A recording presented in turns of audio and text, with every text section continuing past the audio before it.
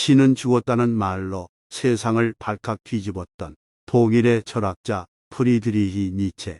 반복되는 실패로 좌절하고 있거나 스스로에 대한 확신이 없을 때 니체의 말을 기억해 보시기 바랍니다.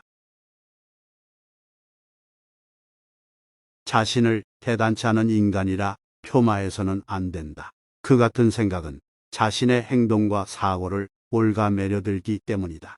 오히려 맨 먼저 자신을 존경하는 것부터 시작하라.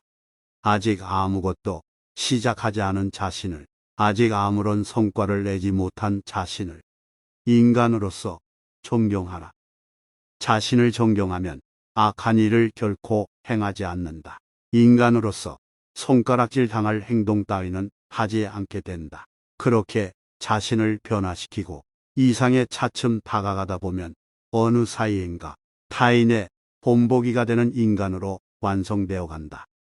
그리고 그것은 자신의 가능성을 활짝 열어 꿈을 이루는 데 필요한 능력이 된다. 자신의 인생을 완성시키기 위해 가장 먼저 스스로를 존경하라. 누구든 자신에 대한 타인의 생각을 알고 싶어 한다. 자신을 좋게 떠올려 주기를 바라고, 조금은 훌륭하다 생각해 주기를 바라고, 중요한 인간의 부류에 포함되기를 바란다. 그러나 자신에 대한 평판에만 지나치게 신경 써서 남들이 하는 이야기에 귀를 쫑긋 세우는 것은 좋지 않다. 왜냐하면 인간이란 항상 옳은 평가를 받는 것은 아니기 때문이다. 오히려 자신이 원하는 평가를 받는 경우보다 그것과 완전히 상반된 평가를 받는 것이 일반적이다. 현실이 이러함에도 불구하고 자신의 평단이나 평가 따위에 지나치게 신경 써서 괜한 분노나 원망을 가지는 것은 어리석은 짓이다. 타인이 어떻게 생각하고 있는가, 그 같은 일에 지나치게 연연하지 마라. 그렇지 않으면 실은 미움을 사고 있음에도 불구하고 부장이다, 사장이다, 선생이다 하고 불리는 것을 일종의 쾌감과 인심을 맛보는 인간으로 전락하게 될지 모른다. 누구든지 한 가지의 능력은 가지고 있다. 그 하나의 능력은 오직 그만의 것이다. 그것을 일찌감치 깨닫고 충분히 살려 성공하는 사람도 있고, 자신의 한 가지 능력, 즉 자신의 본성이 무엇인지 모르는 채 살아가는 사람도 있다. 자신의 힘만으로 그 능력을 찾아내는 사람도 있고, 세상의 반응을 살피며 자신의 본성이 무엇인지 끊임없이 모색하는 사람도 있다. 틀림없는 사실은 어떠한 경우라도 주눅 들지 않고 씩씩하고 과감하게 그리고 꾸준히 도전해 나가면 언젠가는 자신만이 가진 한 가지 능력을 반드시 깨닫게 된다는 것이다. 자신의 모든 행위는 다른 행위와 사고, 결단 등을 이끌어내는 요인이 되거나 혹은 지대한 영향을 미친다. 어떠한 행위도 전혀 영향을 미치지 않는 것은 없다. 자신의 행위에 의해서 일단 발생한 현상은 항상 어떤 형태로든 다음에 일어나는 현상과 단단히 이어져 있다. 먼 과거, 옛사람들의 행동조차 현재의 현상과 강하게 혹은 약하게 결부되어 있다. 모든 행위나 운동은 불변한다. 그리고 한 인간의 어느 작은 행위도 불변한다고 할 수 있다. 결국 우리들은 영원히 살아가고 있는 것이다. 마음이 불쾌해지는 가장 큰 이유 중 하나는 자신이 이룬 것, 자신이 창조한 것이 사람들에게 별다른 도움이 되지 않는다고 느끼기 때문이다.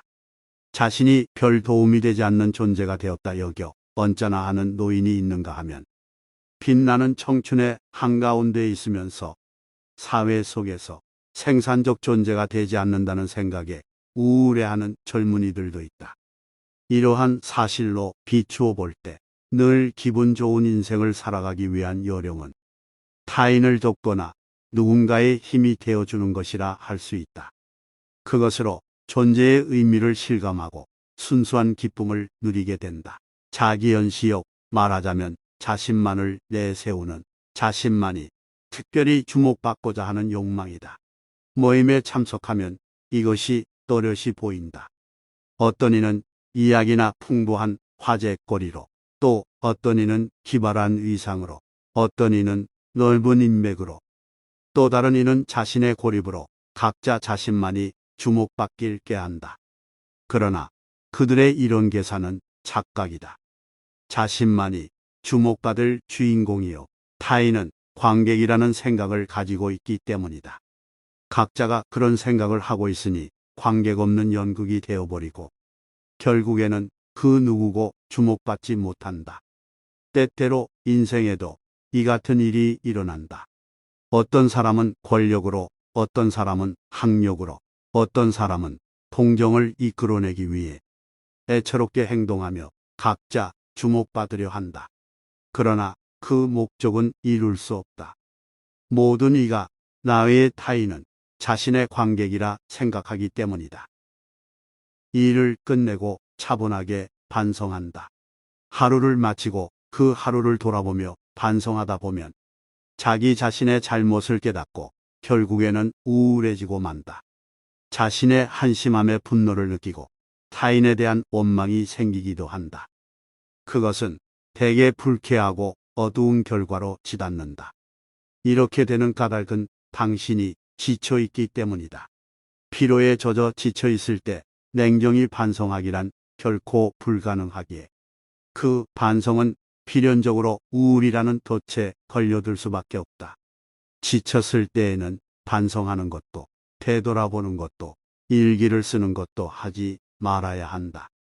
활기차게 활동하거나 무엇인가에 흠뻑 빠져 힘을 쏟고 있을 때, 즐기고 있을 때에는 어느 누구도 반성하거나 되돌아보지 않는다. 그렇기에 스스로가 한심하게 여겨지고 사람에 대한 증오심이 느껴질 때에는 자신이 지쳐있다는 신호라 여기고 그저 충분히 휴식을 취하라. 그것이 스스로를 위한 최선의 배려다. 자기 혐오에 빠졌을 때, 모든 것이 귀찮게 느껴질 때, 무엇을 해도 도무지 기운이 나지 않을 때, 활기를 되찾기 위해서는 무엇을 하는 것이 좋을까? 도박이나 종교에 심취해 볼까? 아니면 유행하는 긴장 완화요법을 기도해 볼까? 그것도 아니면 여행을 떠날까? 술을 마실까? 아니, 그 어떤 것보다도 제대로 된 식사를 하고 휴식을 취한 뒤 깊은 잠을 청하는 것이 가장 좋은 해결법이다. 그것도 평소보다 훨씬 많이. 그런 후 잠에서 깨어나면 새로운 기운으로 충만해진 다른 자신을 발견할 것이다. 자기 표현이란 자신의 힘을 나타내는 것이기도 하다.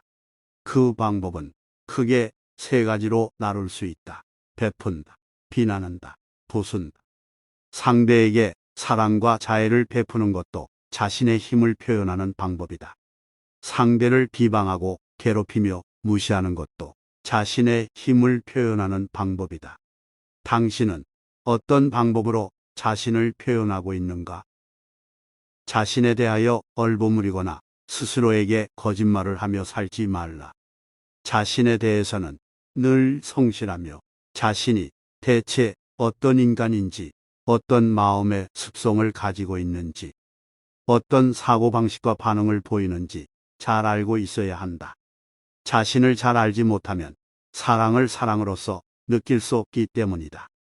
사랑하기 위해, 사랑받기 위해 먼저 스스로를 아는 것부터 시작하라.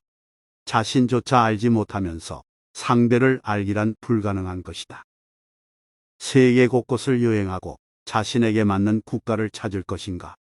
언제까지 광활한 대지를 돌아다니며 자신의 집을 지을 장소를 찾아 이리저리 방황할 것인가? 그보다는 강인하면서 온화한 곳을 자신의 조국처럼 삼아 그곳에 자신의 집을 지어야 하지 않을까?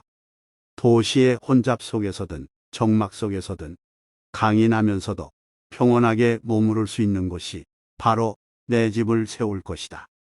그곳에서 우리는 안심하고 지낼 수 있다. 이 세상에 존재하는 악의 4분의 3은 공포심에서 태어난다. 공포심을 가지고 있기에 이미 체험한 적 있는 많은 것들에 대해서도 여전히 힘들어한다. 하물며 그것은 아직 체험하지 않은 것마저도 두려움에 떨게 만든다. 그러나 사실 공포심의 정체라는 것은 현재 자신의 마음 상태가 어떠한가에 달려 있다.